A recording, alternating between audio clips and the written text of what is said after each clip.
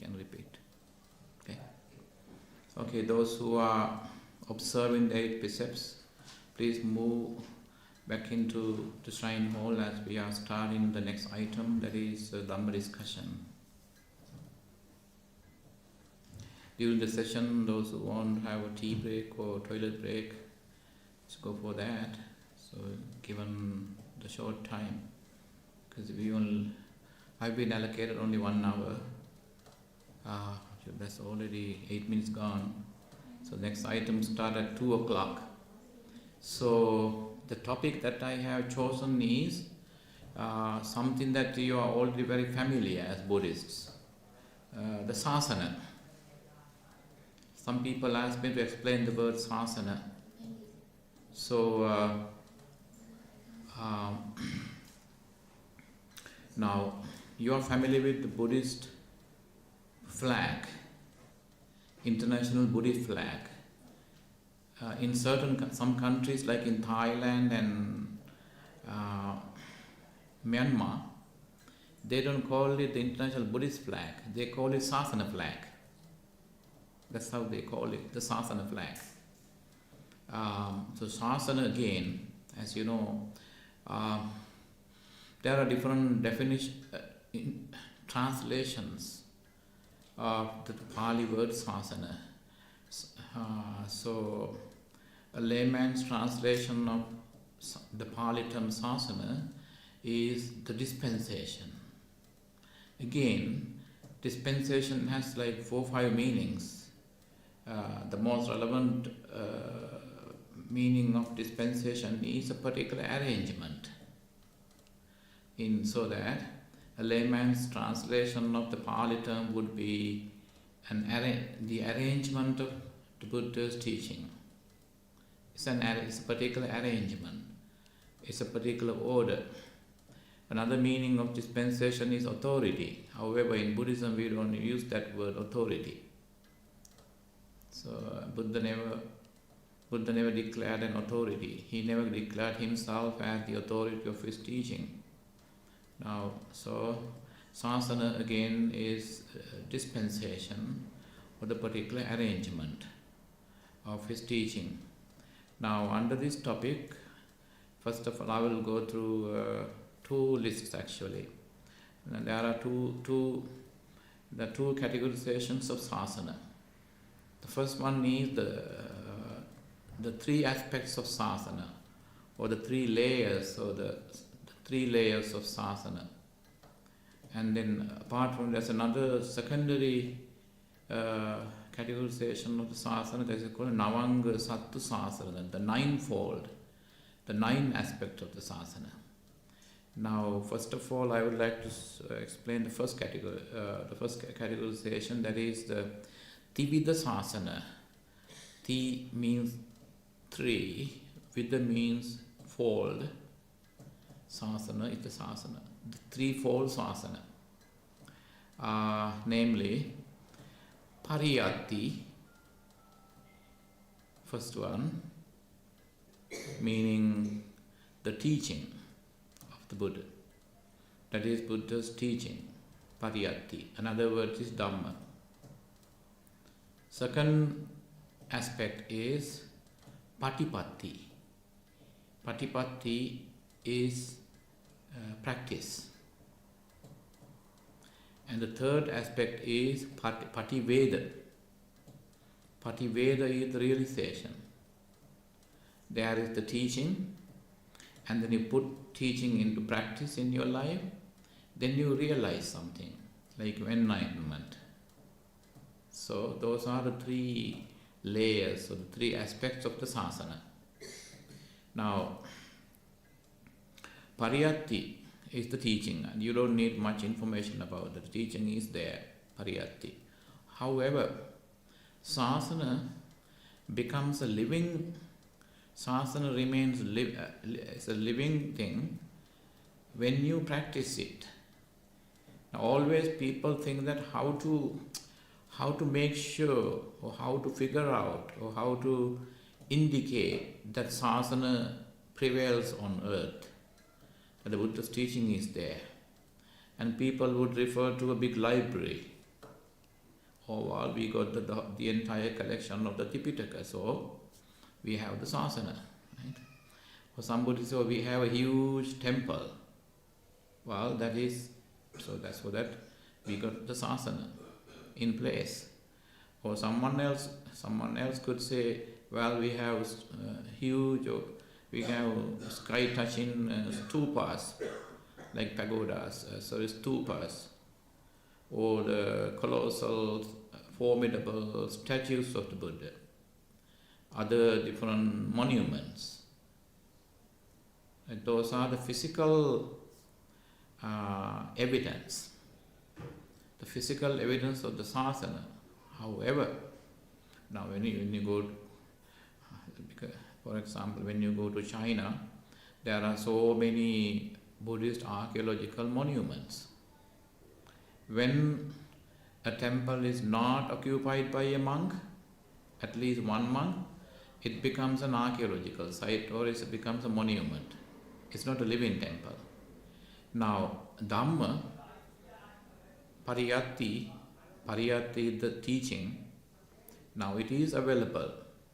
Now you can access Pariyatti online, in a physical library, from a teacher, through a discussion, etc. Now, so the availability of the teaching is called that's the sasana. Now that is the foundation. Dhamma or the Pariyatti is the foundation. Then, however, even if there is the Dhamma, Pariyatti available to you, as long as you don't practice it, second aspect of sasana is missing.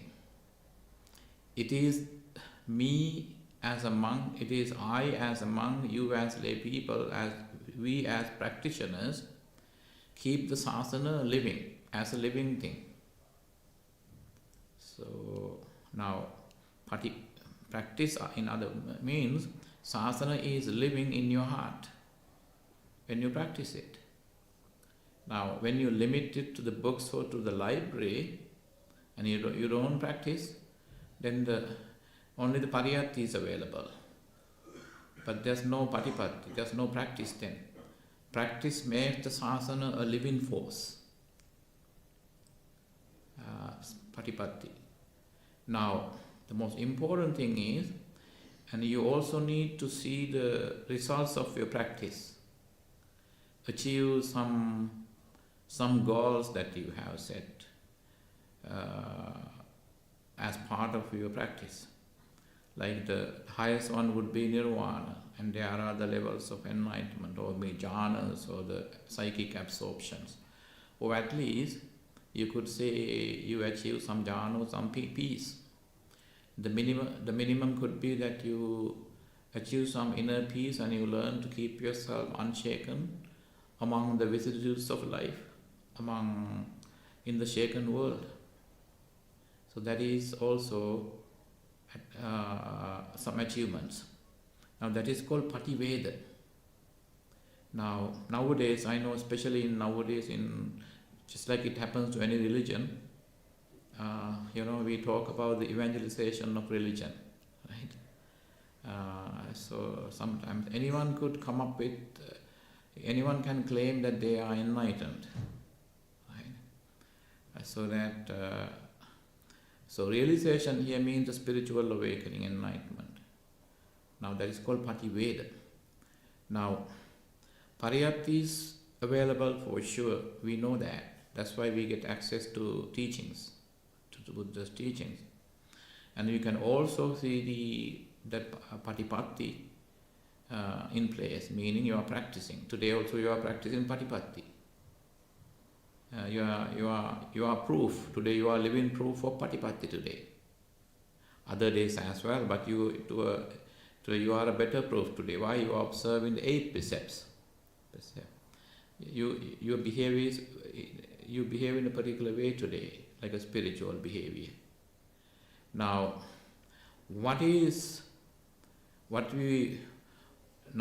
the first 2 aspects are manifest.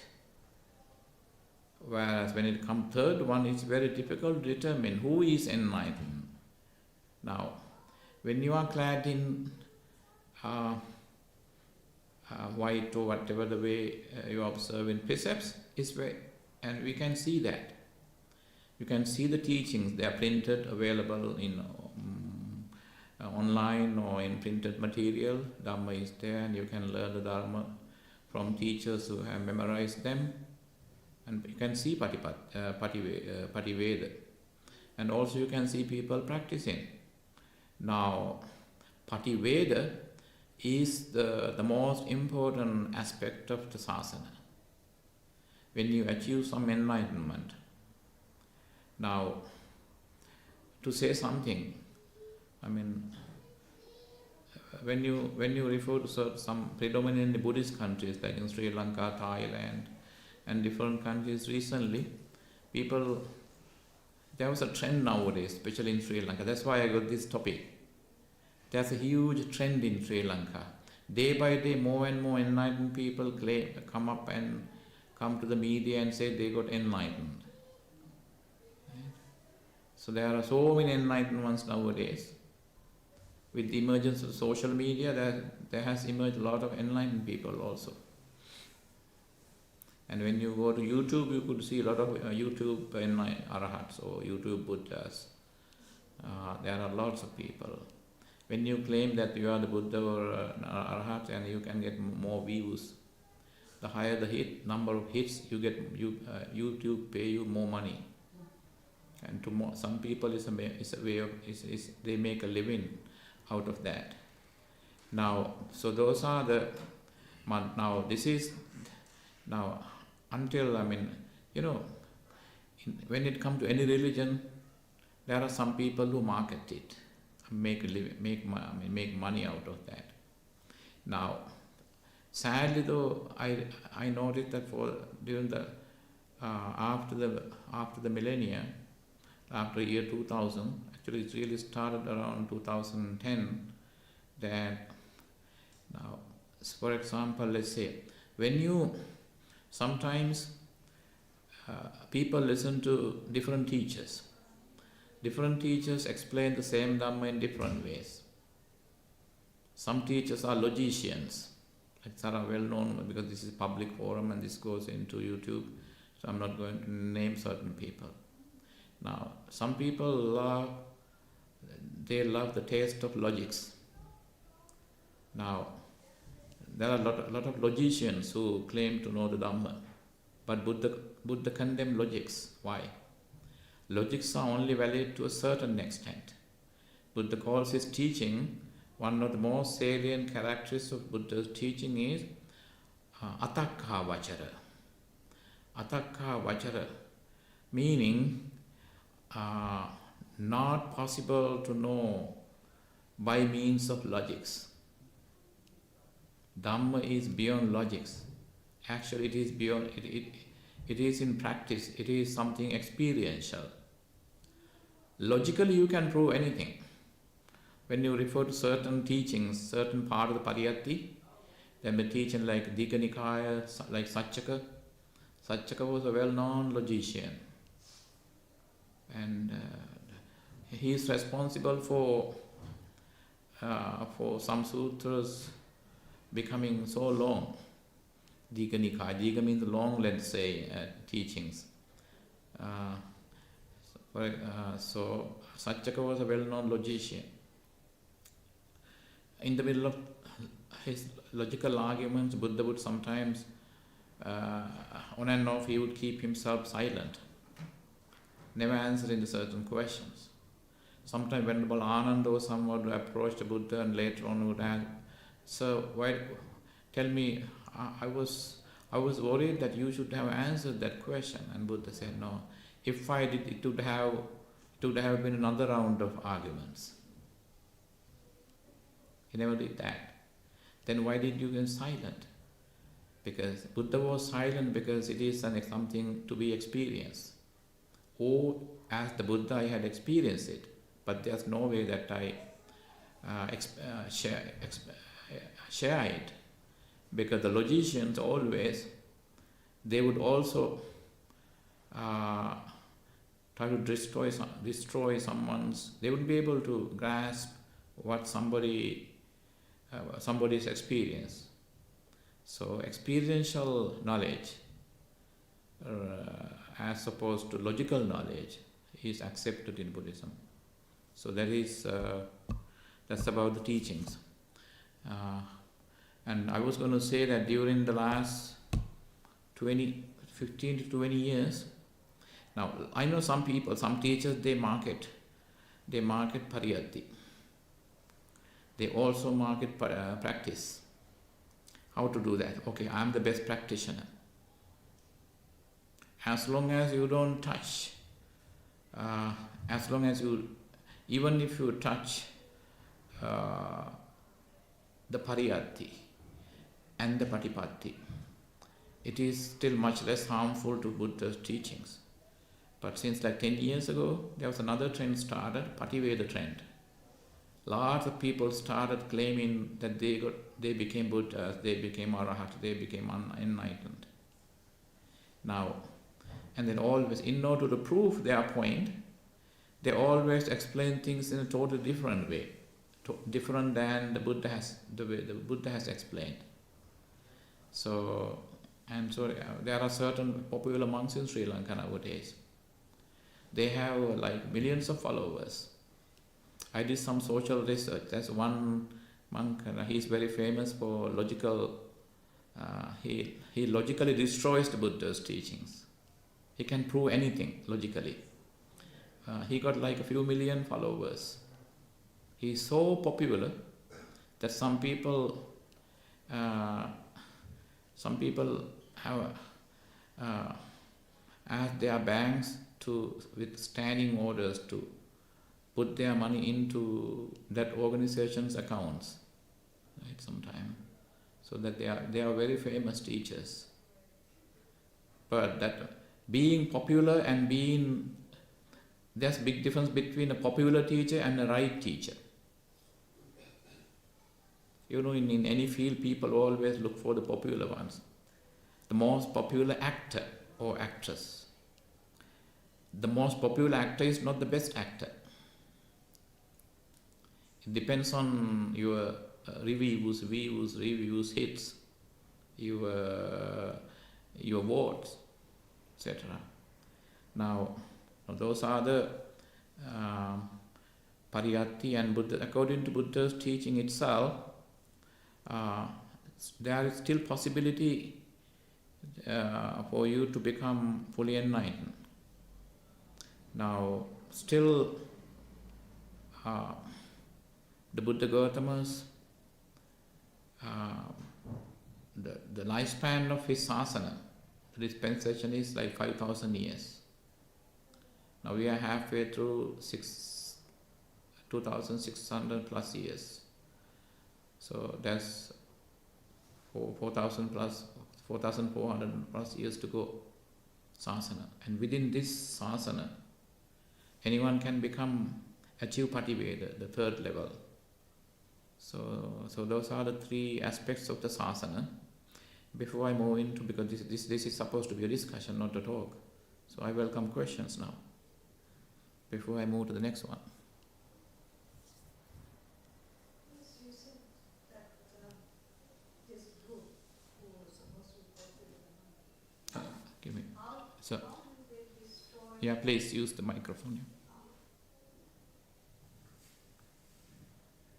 How do they destroy? Please, yeah. No, close to mouth.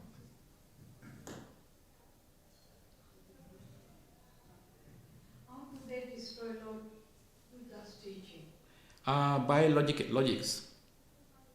One example is, there's a particular monk who says that, now, kammasakarako natti. There is no doer of karma. How can there be karma then? Buddha was wrong. So that's a distraction. That's logics. But there are two levels of teachings where Buddha says, teachings that explains the ultimate truth. Eventually, in the ultimate analysis, there's no essence of anything left. Everything looks like fake. But at the same time, on the conventional level, there is rebirth, there are people, there are thought patterns, people can think. So there are two levels of teaching. In the what's that? Anguttara Nikaya Dukkha Nipata, Buddha has particularly mentioned, do not misinterpret the Buddha by misinterpreting a teaching of the ultimate truth as the conventional truth and the teaching of the conventional truth as an ultimate truth. Don't mix up.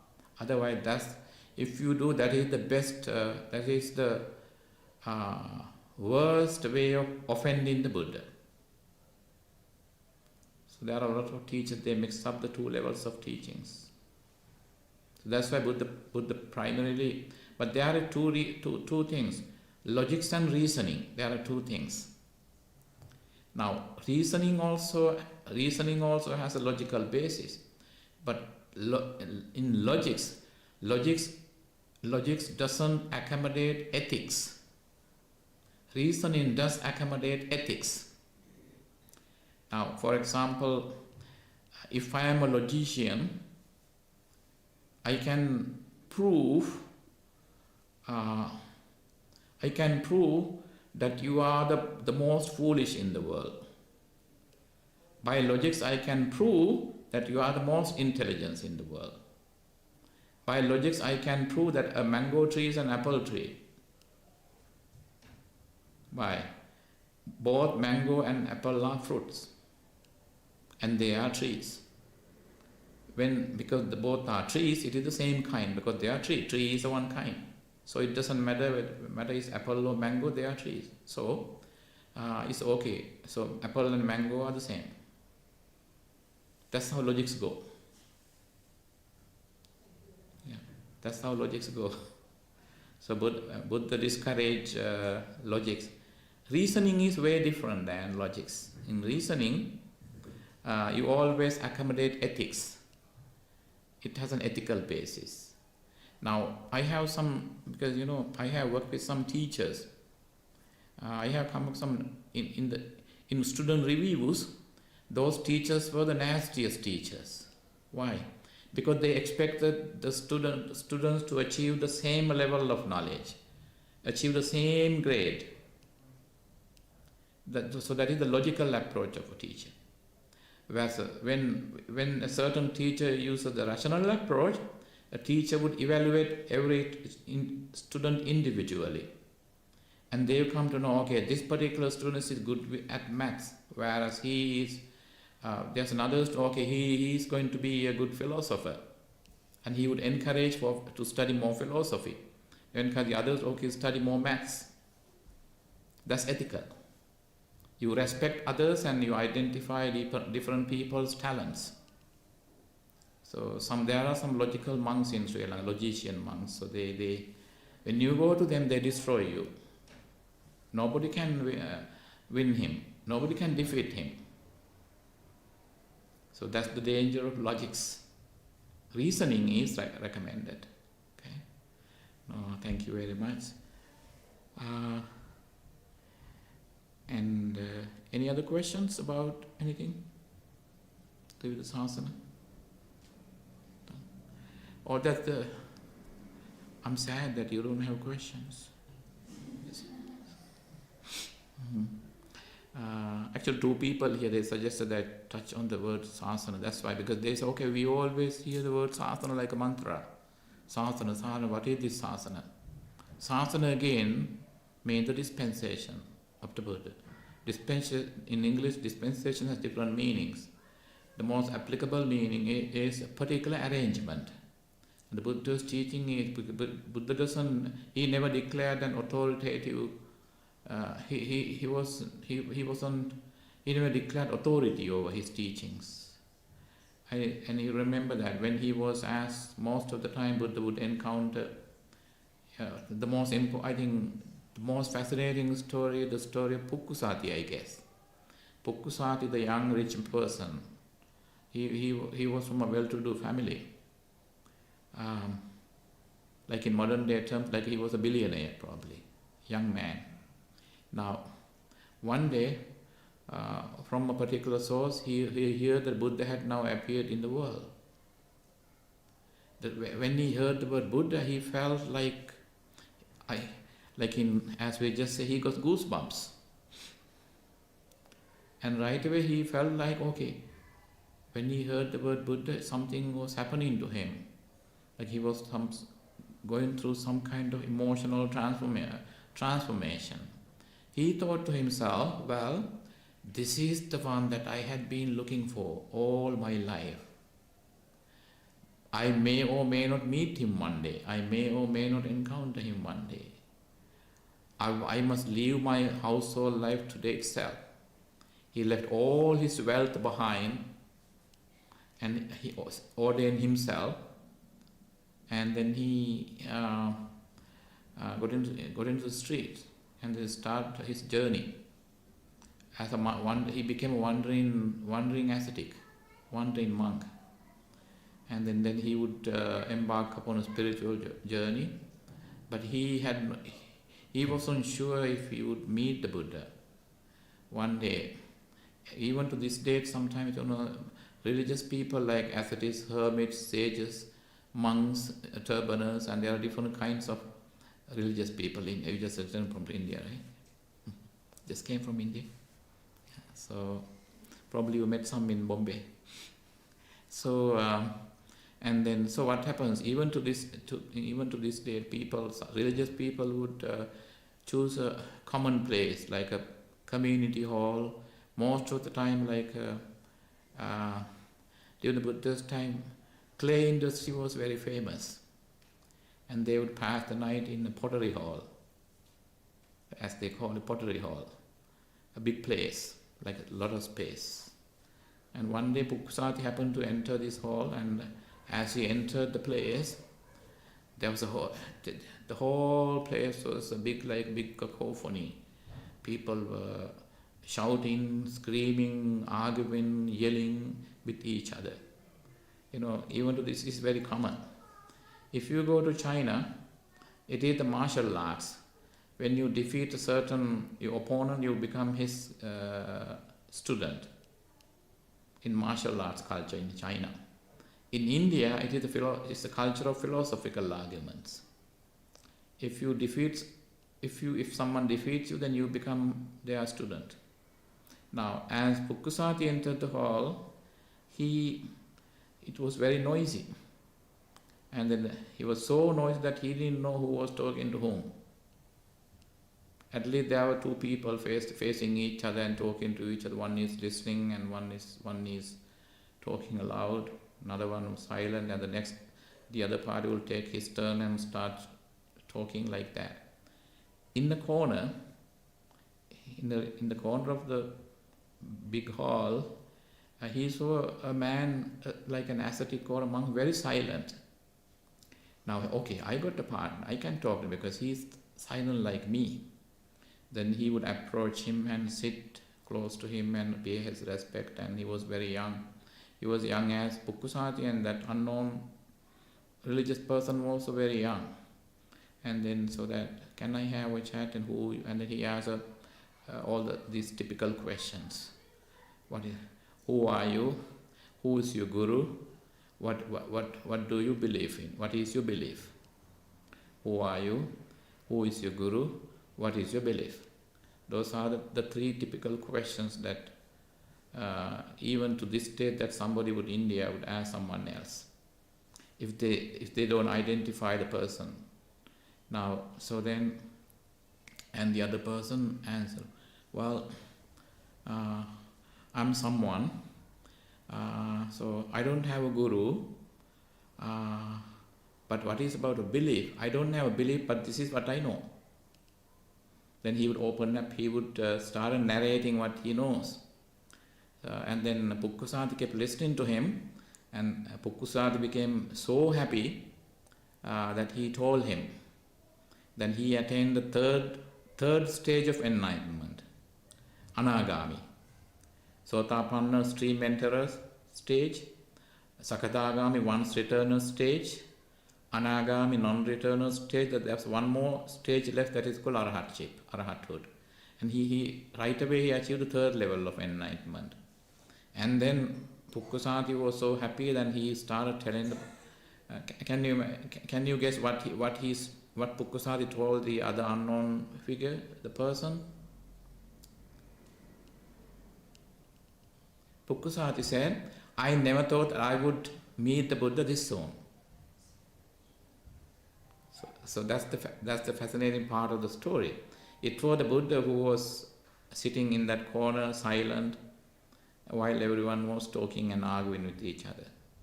So it was the Buddha himself. Now, another point is, Pukkasati didn't know that he was now listening to the Buddha. But still he achieved the third level of enlightenment. So, that is why there is this Western Buddhist saying, when the teacher appears, even if you don't know that he is a teacher, and when you have the Kana Sampatti, this morning we talk about that, the right moment for enlightenment, you get enlightened. What you need is attention. Don't let the ego come into play and leave your ego behind. Listen. So, Pukkasati had the third level of enlightenment. Now, over time, when Buddha's teaching got organized into teachings, different baskets like Tipitaka nowadays, and later it was like 2,300 some years ago, the teachings were written on palm leaves. It was put into book form, like that. But that is the pariyatti. However, it fascinates me. I have more fascination of the Buddha when I hear the third part of the sasana, Pativeda. How people achieve Pativeda all of a sudden. I also met some people in different countries like Sweden, Seattle, especially Seattle, USA. I met some people, their knowledge is remarkable. As I spoke with them, I had to think about, I assumed that they were enlightened. They had achieved some level of enlightenment, the way they explain things. And Pativeda that is why. Now you can regulate Pativeda. That's where the problem is. Some Buddhist people have the question. You can't even regulate the Buddha's teachings. Now they are already organized into book form. There are sutras and everything. And you can regulate your spiritual life to a certain extent, but there's nothing called regulating the Pativeda.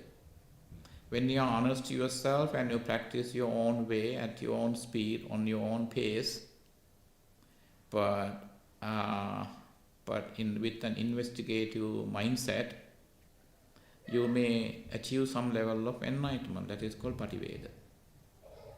So that's where the problem is. Some people come and claim there are no criteria to determine someone's enlightenment. So always there's the benefit of the doubt. So some people say I am fully enlightened, but there's no. Sometimes some innocent lay Buddhist people come to and tell me, Bhante, please talk to that person. He says he is fully enlightened. I said, you know what? Calm down. Calm down. You don't have to waste time on that. I'm not going to waste time. Let them claim, but listen to their teaching, how they explain things. Well-known figure recently, he started going crazy recently. One well-known monk in Sri Lanka, and he was reprimanded by his council. And the next time, if he misinterprets the Dharma again, the next time, he will end up in jail for at least 2 weeks. So it happens in Thailand. Thailand, they have Sangha police. They are the regular uniform, but Sangha police, you can wear, there's a little Dharma chakra, wheel of the Dharma, and one logo, little one. Whenever they see fake monks, they approach them with lots of respect. Once I saw that, so with my own eyes in Bangkok, in one morning, I found myself in sunbathing in Bangkok after a conference. There were a few monks there, and then 2 police officers popped out from nowhere. And then they approached the monk respectfully and took away. Then there was one interpreter, Thai boy with me. He was my interpreter. I asked him, okay, I think the police officers are very respectful, and probably it was around 10:30. Probably they are taking him for dana or something. Yeah, it's going to be a different kind of dana. Now they are going to interview him, in case they find out that they are fake monks. They would put their names into a registry, and when they put their name, check their name on the system within Thailand, and then in case they are flagged, and the people would know that they are not real monks, like that.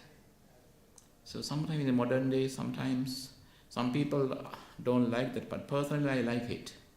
As a monk, I like it. Why? Because I can save myself from fake monks, right? Lay people may not like it. As a monk, I do like it. So that's how the problem is now. Anybody can claim to be enlightened. And there were so many during the Buddha's time also.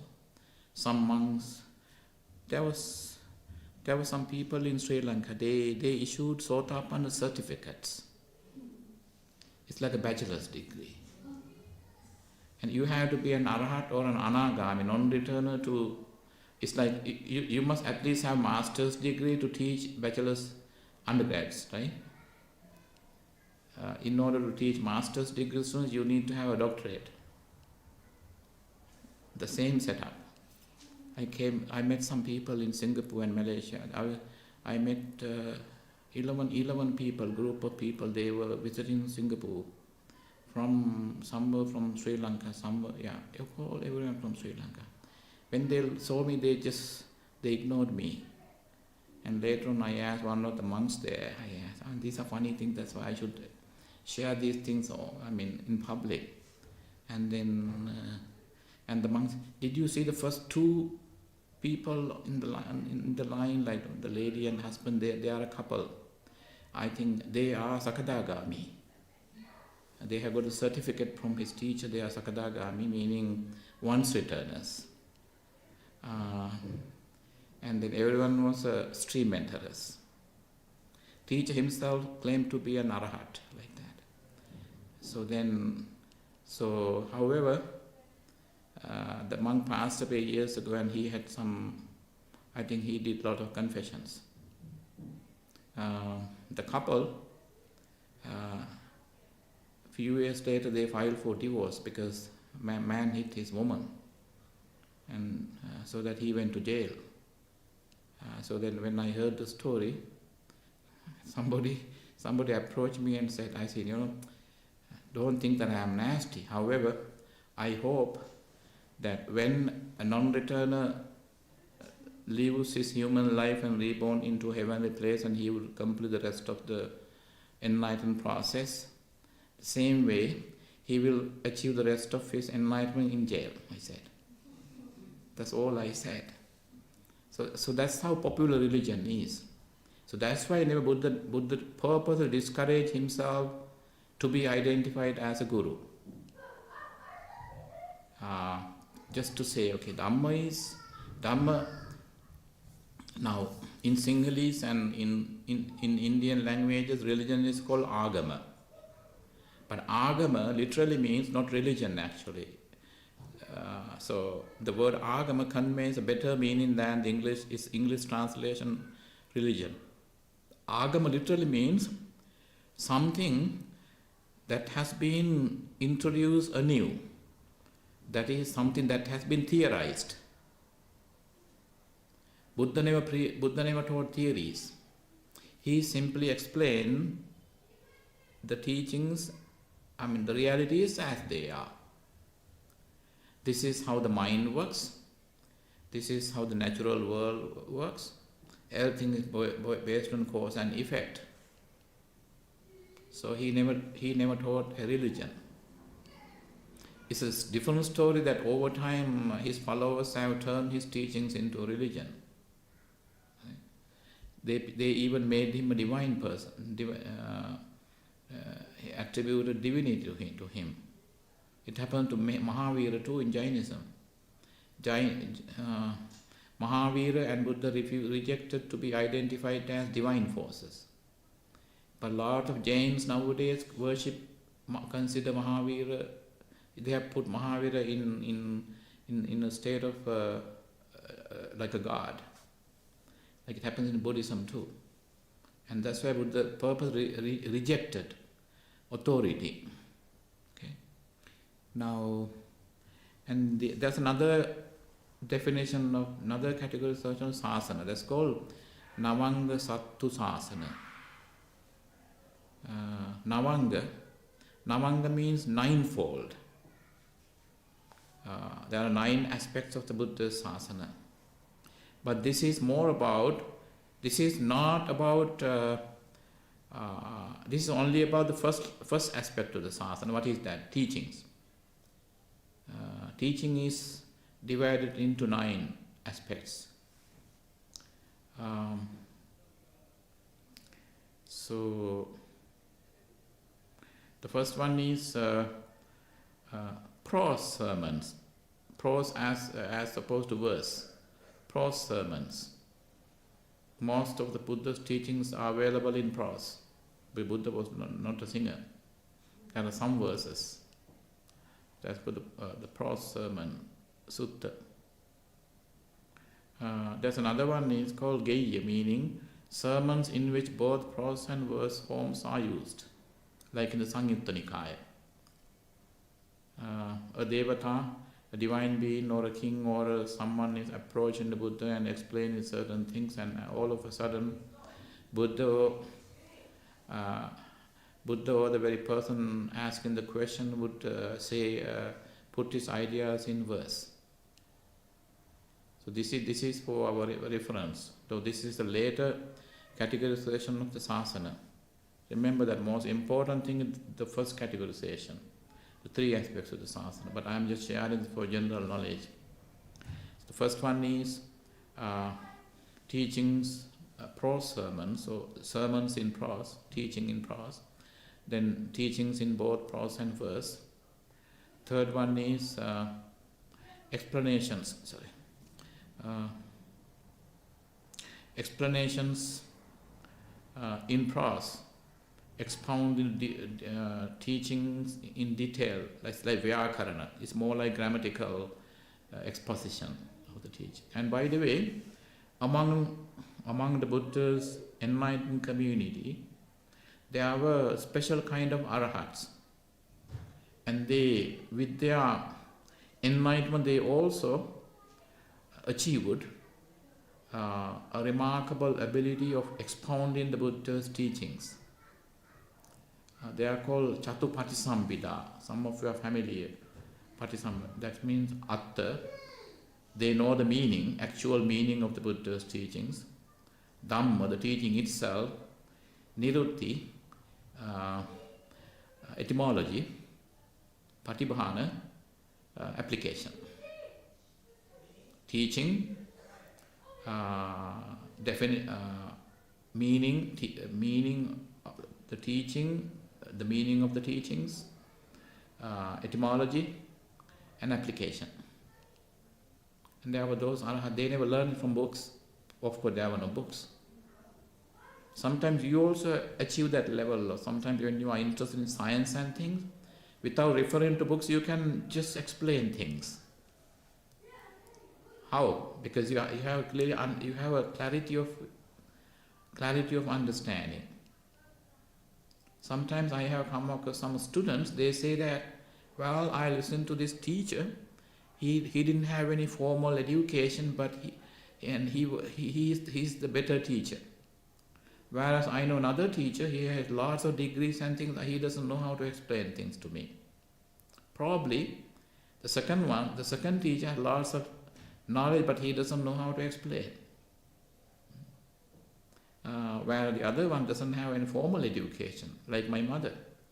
She only had some education, but no degree, nothing. But however, she's the one who taught me lots of Dhamma when I was a kid. Sometimes the head of the temple also told, You don't have to come to Sunday school and ask your mom. She knows. But nowhere, she didn't have formal education in Dhamma. And you might, probably you are proof for that. So, but can you imagine when you are enlightened, when you are able to explain things? So that's the third one, explanations in prose and expounding the doctrine in detail. That's called Vyakarana. How the Sanskrit word Vyakarana literally means grammar.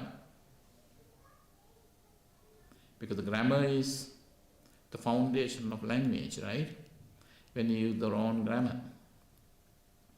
I came across recently one, it's a children's joke, I guess, yeah. What is that? Eat grandma something, yeah. Or eat grandma. Eat, comma, grandma. Eat, grandma. If you use the tone. But if you write, you can write the tone. Then you have to put a comma. Eat, comma, grandma. So that's called Vyakarana.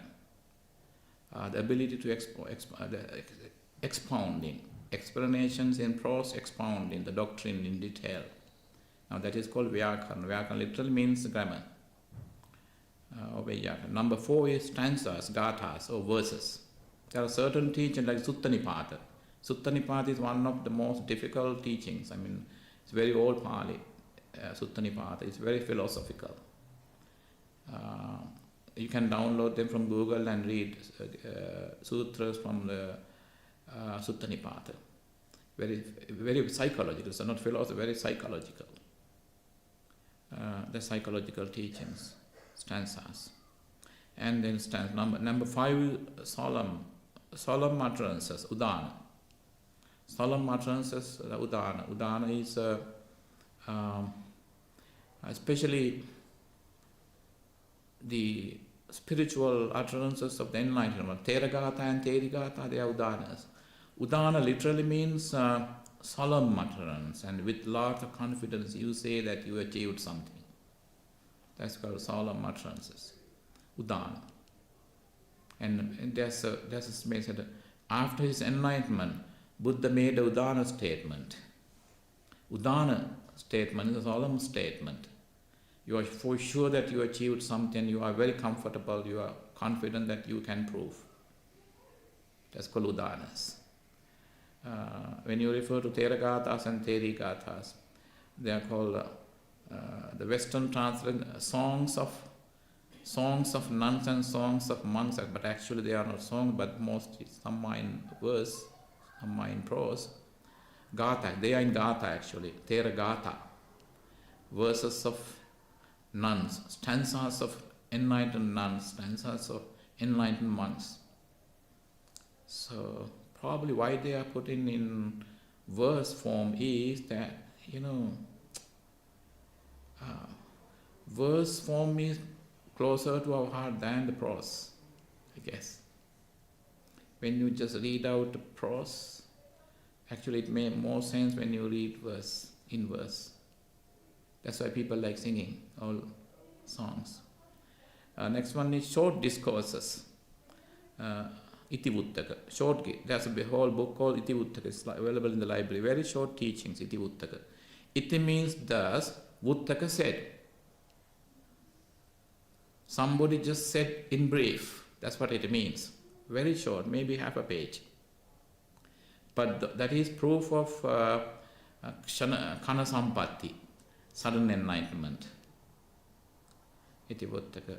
Number 6. I know this may make no sense or too much sense at all. But I know this is not for really a discussion. But 2 people suggested that share this thing. Next one is stories. Stories. That's called Jataka. Stories regarding the former words of the Buddha. Buddhist people are very familiar with Jataka stories. Jataka story is so popular that I think according to Encyclopedia Britannica, British, it's an English word now, Jataka. Jataka stories. Former birth stories of the Buddha. There's birth stories of the Buddha, Jataka stories. And number 8 is Adbhuta Dhamma. Adbhuta means narration of miracles. Adbhuta means miracles. Adbhuta Dhamma. Narration of miracles or the miracle narratives. Adbhuta Dhamma. And 9 ones discourses consider teachings in the form of question and answers. Vedalla. The 9th aspect is Q&A forms of Dhamma. Dhamma in Q&A form. Somebody asks a question, Buddha answers the question. Buddha gives an answer, and the person, audience would ask another question. That's all part of the teaching. So, but I really wanted to explain the word sasana. Any questions now? Yes. The word kanasampati. Yeah. I was just wondering, could I maybe translate it for myself as like instant treasure? Yeah. Instant, yeah. Yeah. Mm-hmm. Okay, yes. Would you repeat so that everyone can hear? I just wanted to ask if it was okay to remember the word kanasampati for myself as instant treasure. Great, yeah, you can. Is this like that sudden realization? Right, sudden realization, yeah. That sudden realization. You know what happens is that,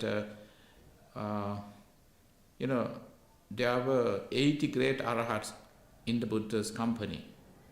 There was one lay person who was also claimed, Buddha declared him the only lay arahat. Why? He had no time to get ordained. He's the one, he was a sailor, he was a merchant, and his ship got capsized in mid-ocean, and so that he was a good swimmer though, and then so that he got shipwrecked, and she started swimming, and he was able to make it to an island, so that he had lost even his dress. I mean, he was fully naked, and so that he would go to a tree and collect some tree barks, and then he would just make his own garment to cover himself, so that later on, and because of that, he was nicknamed by people. India has a whole nickname culture. Even great arahants are known by their nicknames, like Sariputta. Sari's son of Sari, the Brahmin woman. That's the meaning. So nicknames. Most people they don't use, even to this in India, they don't use proper name. I mean, they are given names, nicknames. So people would call him Daru Chirya. Chirya means the dress. Daru is the tree barks. So then somebody told him that now, don't worry that things happen for a reason. The Buddha was on this in the area these days, and when he heard the Buddha, and he rushed, and he almost like panicked, and he started running towards the direction where the man said Buddha was now, and then Buddha was going on alms rounds collecting his food for lunch, and Daruchirya approached him, and please Buddha, please teach me. And Buddha saw that he was extremely excited. When you are excited, if you are a student and you are excited, teachers don't teach you. When you are excited, it overrides your kanasampati, your instant treasure, the ability of instant treasure. So that Buddha took time and said, this is not the time to teach. Now I'm going on alms rounds. And he begged, please, second time. And this time he looks like not so energetic. And Buddha refused. And then Buddha said, no, this is not the time. And he said, please. And Buddha said, no. When he had the third time, now he was calm, and his lowers his voice. He didn't look any more excited. And then Buddha, okay, sit. And Buddha only said a few words, and he got enlightened. Buddha saw that he had the ability, but Buddha made sure that he need to get rid of his excitement. When he was not excitement, and he had the perfect moment, and Buddha only said few words, he got fully enlightened. And then he was so happy now. He had no purpose now, no attachment. Now Buddha hadn't moved away, and there were some people. Buddha was still in the vicinity, and he was crossing the road. There came like a mad bull, and then he attacked him, and he passed on the spot. He died on the spot. And Buddha asked the people. Some people worried that Buddha couldn't save him, but Buddha gave a different answer. When it is come, in certain karma, even Buddha cannot prevent certain people's karma. However, Buddha said that he had the monks, carry his body, remains, and then give with due respect due to an arahat, enlightened person, please cremate him. And then why? And Buddha said he is an arahat. So he is the only lay arahat in the Buddha's sasana. And Buddha included him as one of the arahats, as like a monk, but he was not ordained, a lay person, but arahat. And he is a perfect example of kana sampatti. That's when Buddha says one of the rarest things in the world is kana sampatti, meaning your ability for enlightenment, like the instant treasure. Thank you. Time's up. Okay, thank you very much, and sometime we will catch up with this topic maybe one day again. Because even though I know it's not a real discussion, I just kept talking. Because two people asked me to explain the sasana. I hope that you learn that sasana is not simple word. There are so many things that you need to know about the sasana. Okay, thank you. Yeah. And I will have translation to instant treasure. Yes. Okay.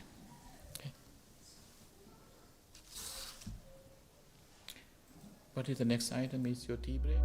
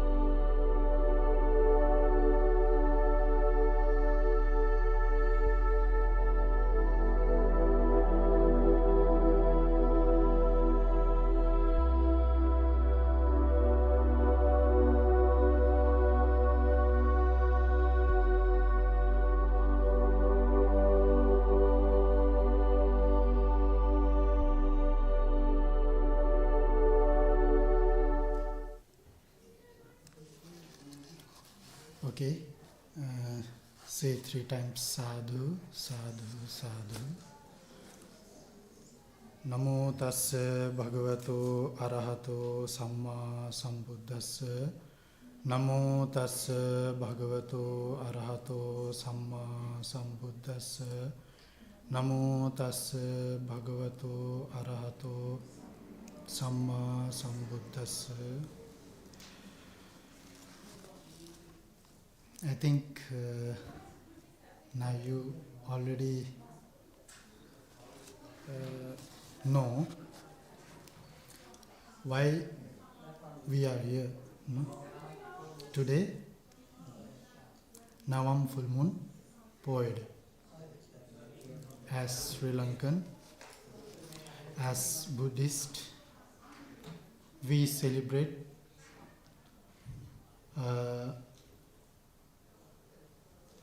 all poets. So we actually full moon poet days are very important as Buddhists. So any of on that poet days, there are many special occasions. No, you know. On this poem, you already know Navam full moon poet day. This is very important because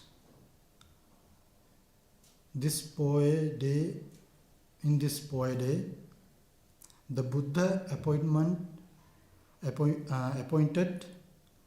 the Arhantas, Mahasariputta Thera and Maha Moggallana Thera as his chief disciples.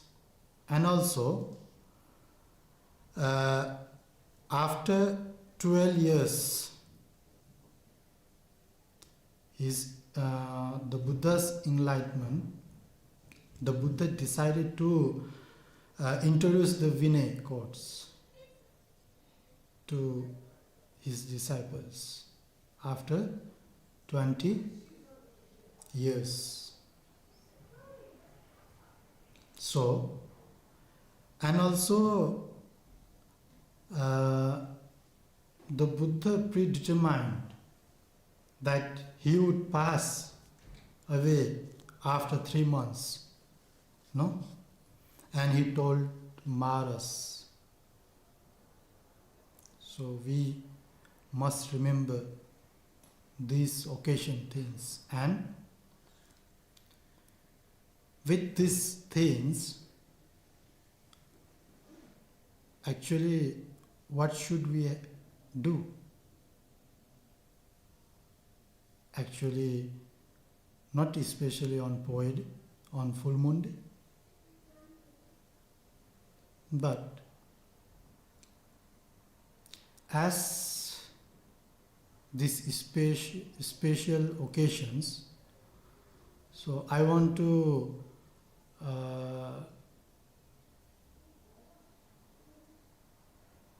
preach on tolerance. I think you know about tolerance, no? Forbearance. So we should have, no? Every human beings should have this forbearance or tolerance. Without these qualities, without this tolerance, so we can't live in society or live with our friends also, in our parents, in family, whoever. I think we can't live, no, without tolerance. Actually, today is very special day because of that Arhantas, two Arhantas, Sariputta, Mahathera, and Arhant Moggallana. So, because of them, on this tolerance, I have to show some examples, some characteristics of Sariputta Thera. This is small story. There is a small story. So, small story as well as small discussion also on tolerance. First of all, so we should know how that two Arhantas, Sariputta and Moggallana Mahathera, how the Buddha appointed his disciples. You know, Sariputta is right hands of the Buddha and Moggallana Mahathera was left hand of the Buddha. You know, I think you can see backside of me also, no? So that is why this point is very important. So you know whole stories, how they became monk in this sasana, and their I think lay characteristic, you know, characters, no? Before they became a monk, they were known as who?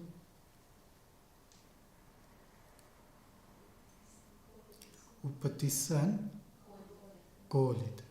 Kolita and Upatissa, no? Yeah, Kolita and Upatissa. So they were best friend, no? Two best friend. Yeah, Kolita and Upatissa. No, one day they discussed. They were searching everywhere. Actually, what is Dhamma? No? So what is the way to get liberation, Nibbana? So one day they talked, and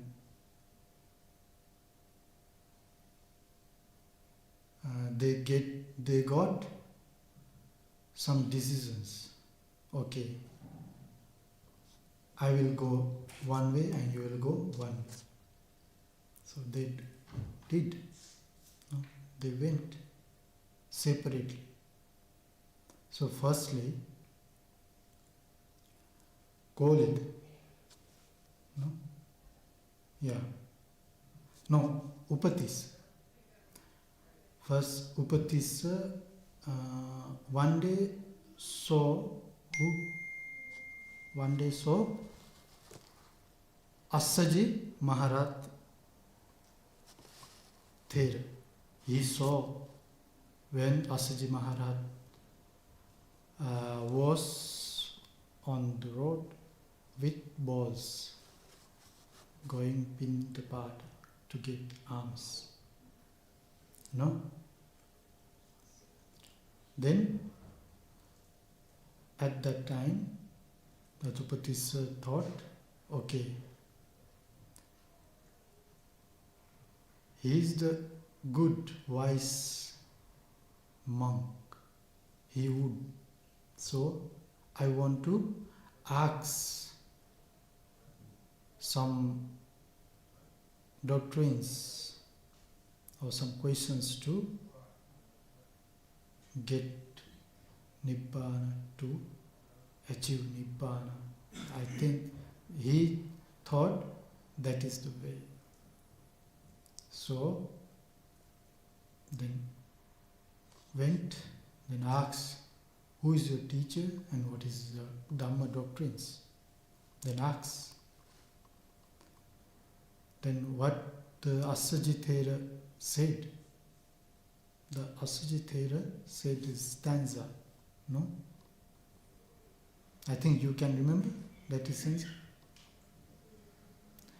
He Dhamma he Tuppa Bhava Te Sanchayo Nirodha Eva Madi Maha Sam.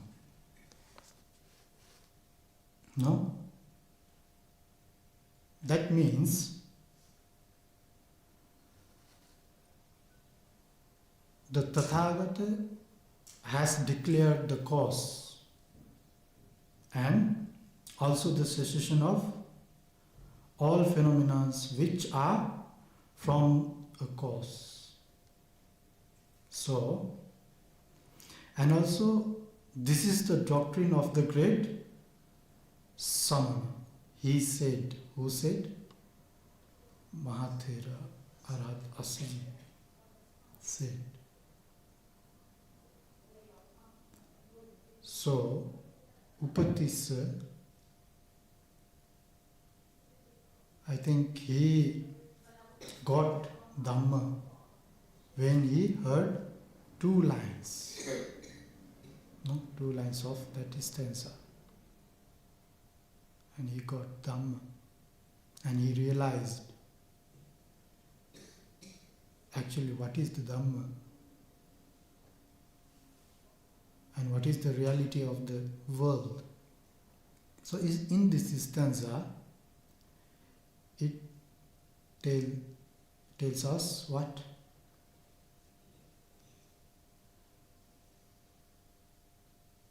About what?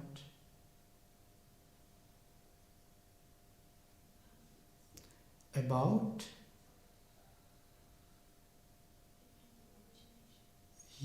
origination or cause of suffering.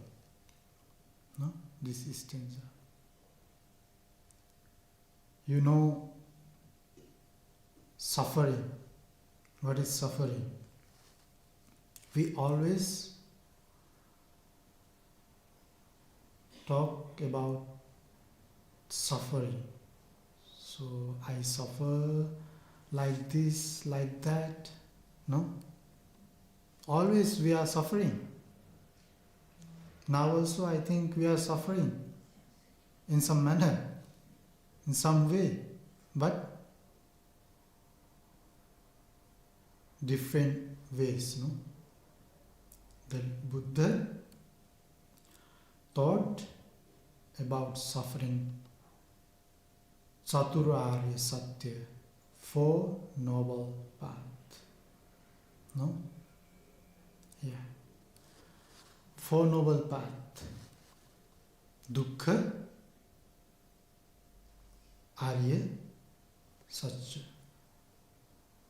Dukkha, Samudaya, Arya, Satya. Dukkha, Nirodha, Arya, Satya. Dukkha, Nirodha, Gamini, Patipada, Arya, Satya. Suffering, and if there is suffering, there is cause of suffering. If there is cause of suffering, then there should be cessation of suffering. And last one, the path leading to cessation of the suffering. So, about this Dhamma, Asajitera taught to Buddhists. So then he realized actually the Dhamma, and he got this first Sotapatti fruit, no? Phala. Sotapatti phala. So then he went to his friend and tell about this. So he also went to the Asajitera. Then he also, his friends, Upatissa, no, Kolita. he also realized this Dhamma. So, both of them, they went where the Buddha was, and so realize this Dhamma and be a monk, no, in this sasana. So after this,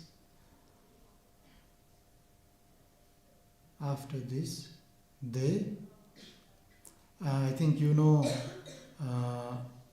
they were known as Upatissa, known as Sariputta Thera, and call it known as Mokkali Putatissa Thera. Mokkallana, no? Yeah. So I told first about tolerance, no? So in this situation, Moggallana, not actually Moggallana, Sariputta Thera. Sariputta Thera is great on what? Wisdom, no? Prajnadhari, Prajnavanta, wisdom. And Moggallana Thera was great on psychic power. No? I think you know about this all. But you should remember, today is I think it's the best day to remember. So one of his qualities, one of Sariputta Thera's qualities, no, is tolerance. One of his qualities. So about tolerance, we have to know about wholesome and unwholesome. No? First of all, you should know wholesome and unwholesome. Wholesome means alobha, adosa, amoha. No? And unwholesome means akusala, lobha, dvesa, moha, lust, hatred, and delusion. No? So we should erase them. Unwholesome. So we should achieve, or we should get, or we should cultivate wholesome in our life. First of all,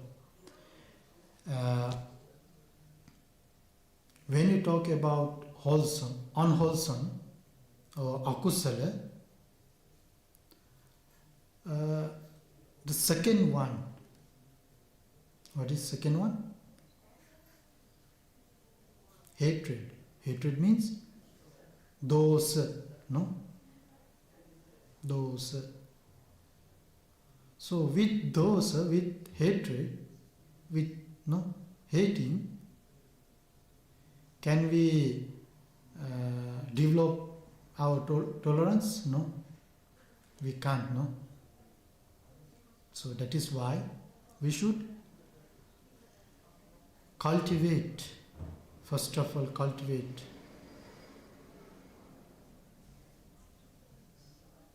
wholesome instead of unwholesome. So,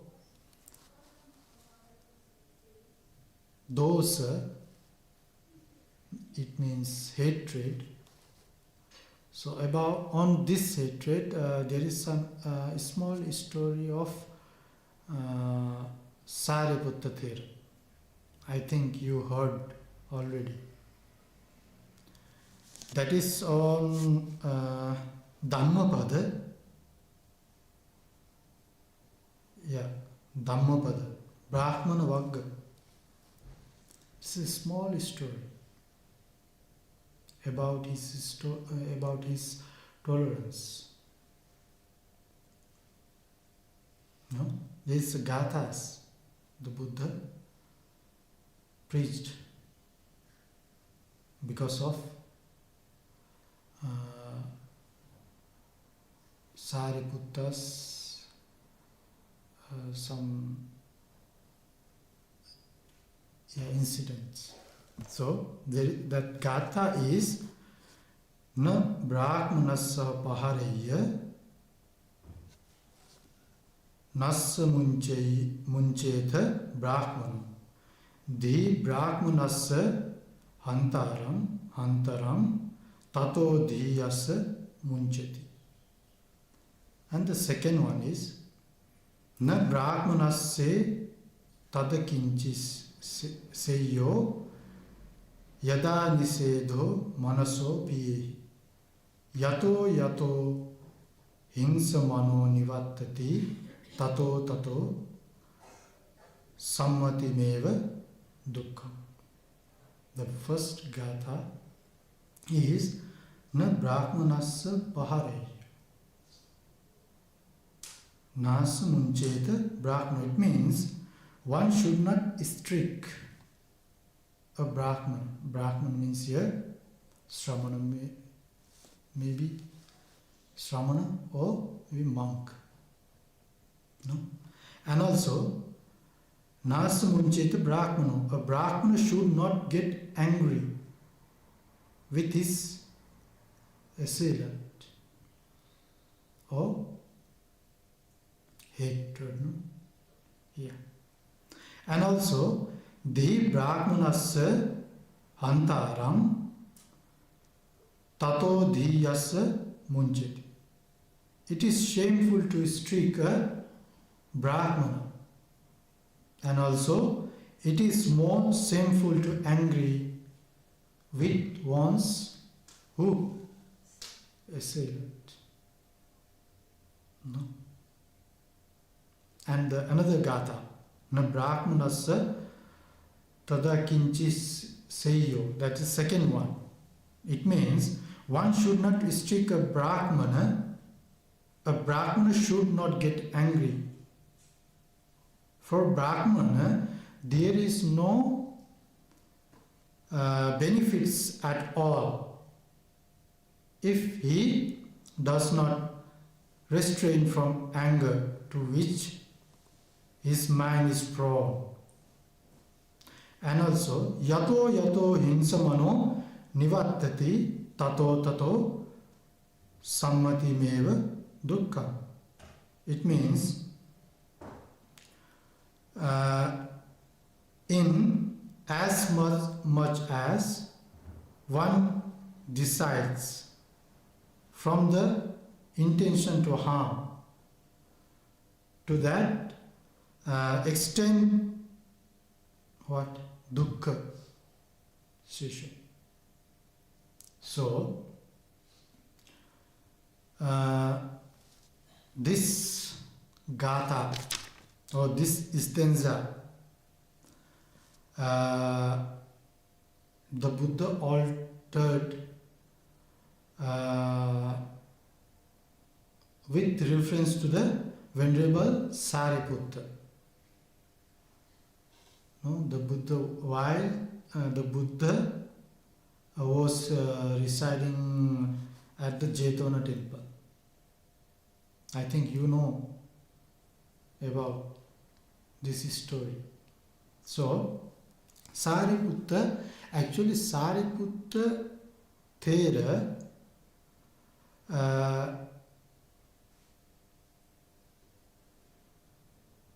had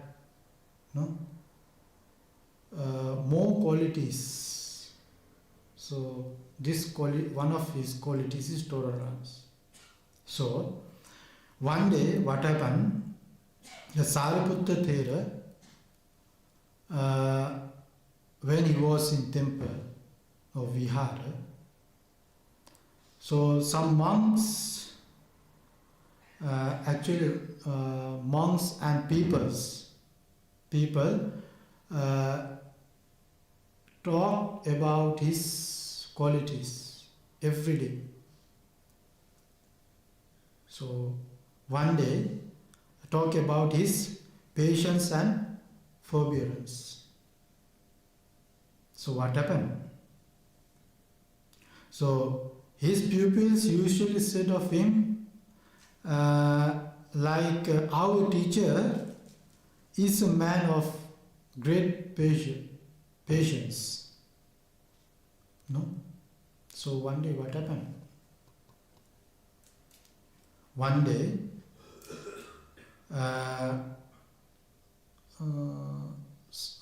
one man heard this type of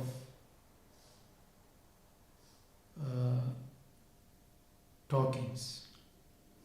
So he thought, okay, if he was like that, so if he had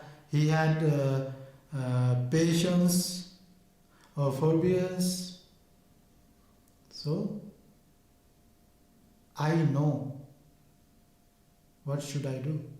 One man thought, and what did he? When the Sariputta Thera walked to get alms, so he went also, no? So what happened? He beat, no? From backside to Sariputta Thera. So Sariputta Thera, I think he didn't mind, no? He didn't mind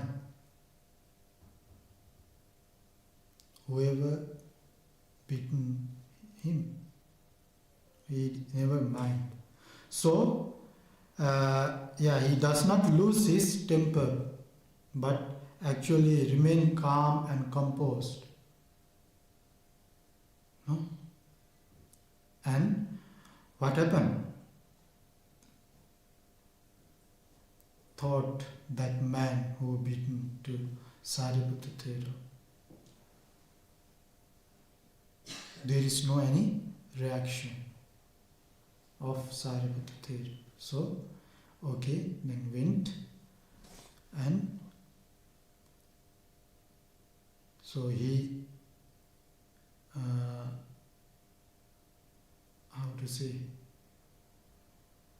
he asks to give forgiveness. Then get the Sariputta Thera ball and invited to alms his home. No?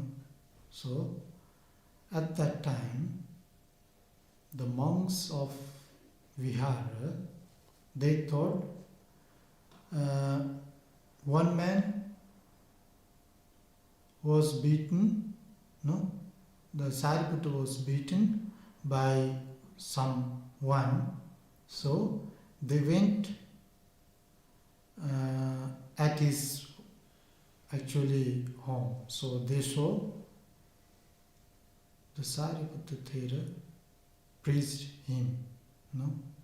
He thought. So after all of this, so what happened? In the Vihara, every day the monks in the Vihara, every day they talk incident of the whole days. So today morning it happened like this, no? Like.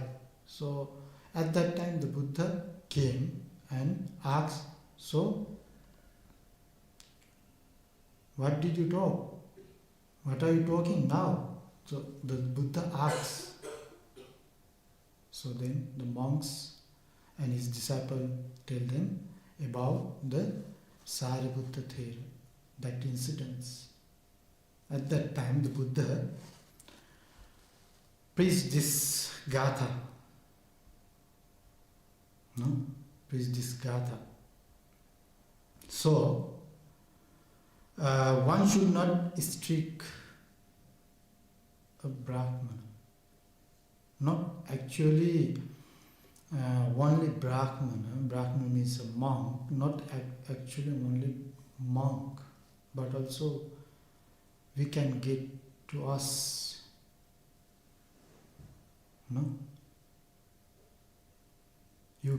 I think you heard also there is another stanza. Nahi verena verani sammanti da kudachana. No? You can, I think you know the meaning of this stanza. So, if someone is strict or someone beat us, so should we get angry or not? But normally we get angry, no? So not actually, I think it is not enough to get angry. So what happened after getting angry? Scold, and sometimes we are going to beat, no? Yeah. Bite also. So, what happened? So, the Buddha said, actually, it is shameful. No? Actually, it is shameful to streak to others or somebody or someone. No? And also it is shameful to get angry. So, hatred with those, no? It comes anger, no? No? Yeah. So someone blame us or me. So what should I do? Maybe not actually blame. So someone talk about me. No? About me. If I am there or not. So what happened? What should I do? If it is good about me, it is okay, no problem. If it is bad things, bad habit of mine, so what should I do?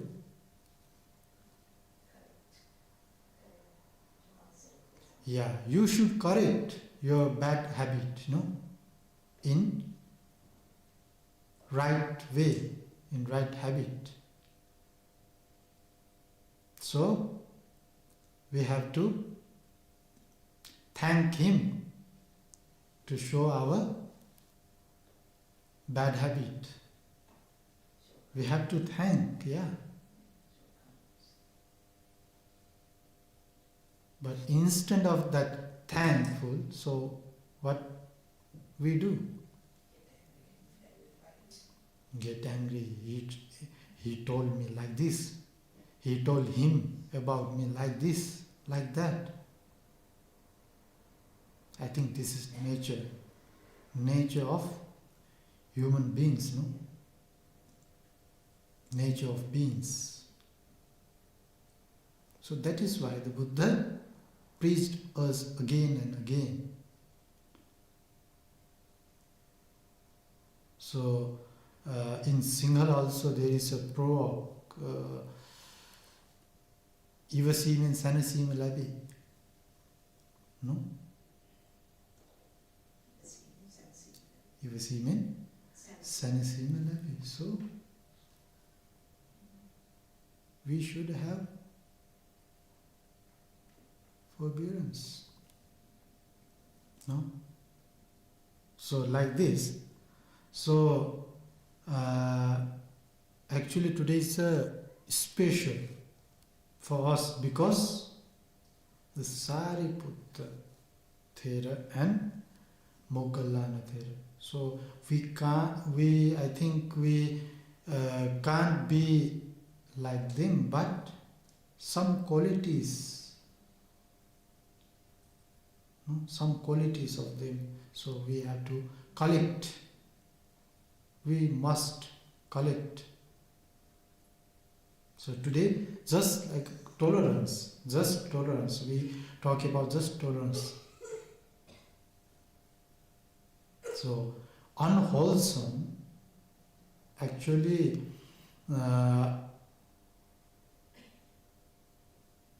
unwholesome, one day it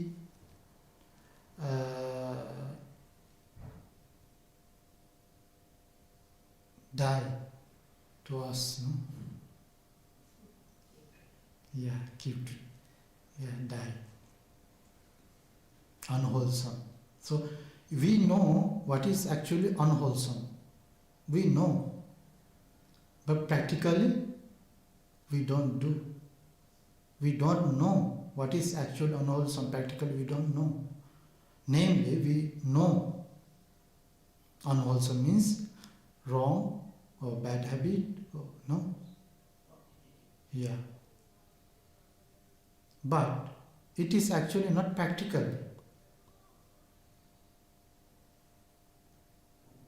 So, when we talk about tolerance in the world, actually mainly it comes from hatred, no? Mainly, no? Tolerance. If there is no hatred, we should not have tolerance, no? I think. If there is hatred, there must be tolerance. If there is tolerance, there must be hatred. Like that. No? In the world,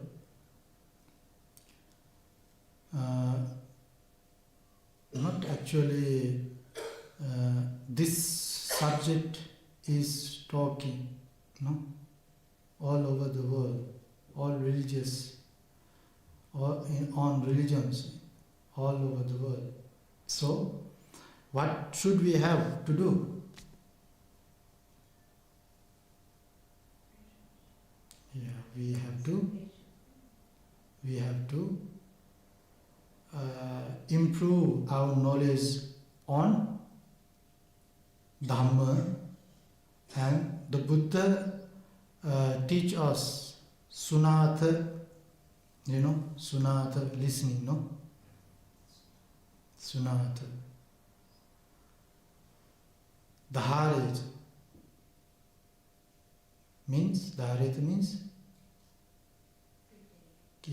keep in your mind what you heard, no? Dharet. Tarata dhamme.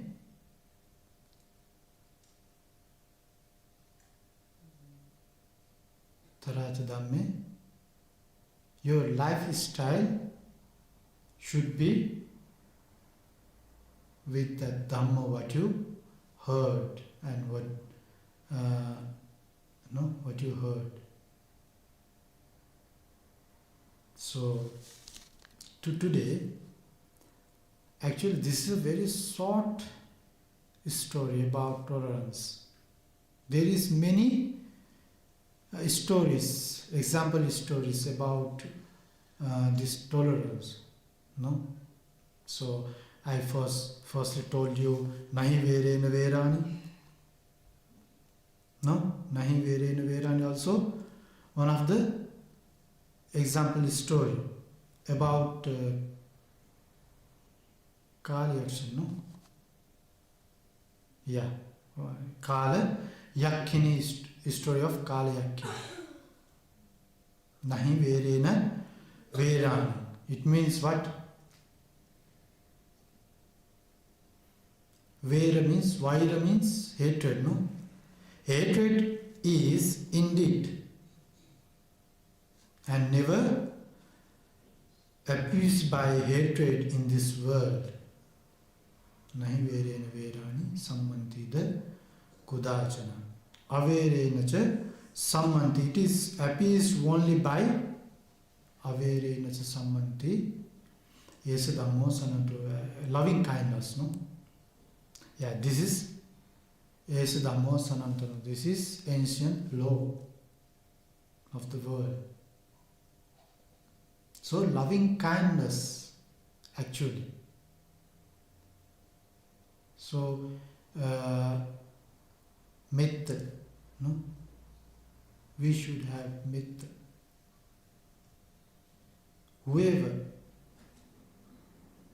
sometimes our parents, family, friends, natives, relatives, good and bad peoples, good and bad relatives, and good and bad friends. No?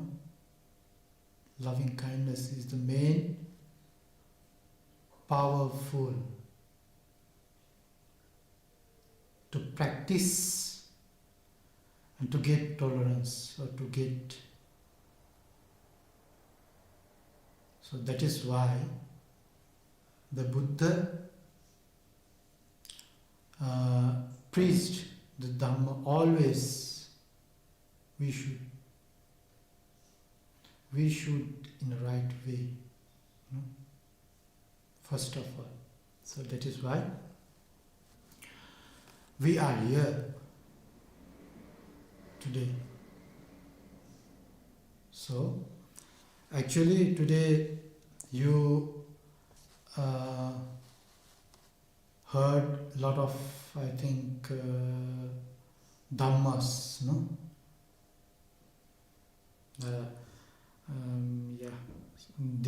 There was sermon by Upananda Thero, and also now Dhamma discussions also you did, no? And so now another Dhamma sermon sessions. So you did your merits, punya. So we want, no? We want what punya? To leave this world, or maybe for next birth, no? So now we are going to merit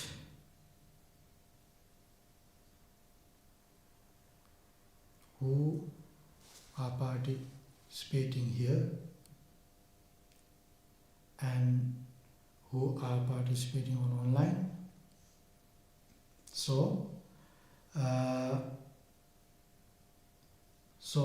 now may the merits of this kusala kamma goes to all of you, as well as all who participating on online in this kusala, and also may all those participating in this ceremony today be blessed with good health and happiness, and also may you gain supreme bliss of Nibbana, and also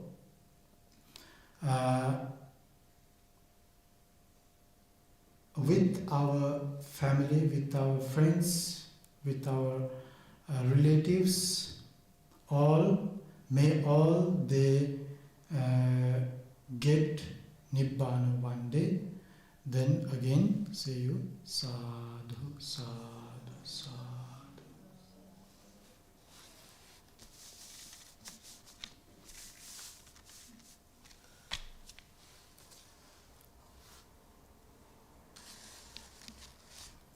Okay, now let's a few minutes we are going to remembering, no, about tolerance, what we have, no, actually not a meditation, not, we are not going to meditate, just remembering with closing eyes, okay, what we have.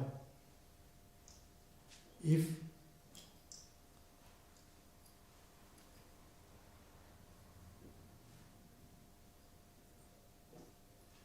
there are hatred, delusions, and lust with me, so what should I do? So think and remember just for few minutes, like meditation. You can think and remember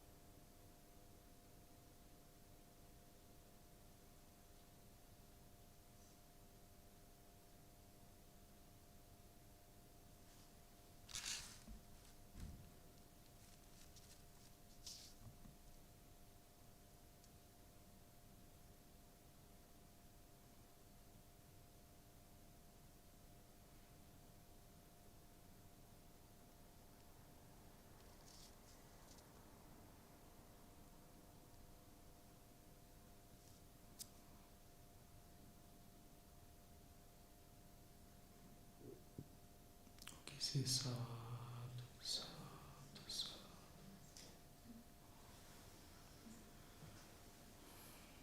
Okay, now you can take a tea break.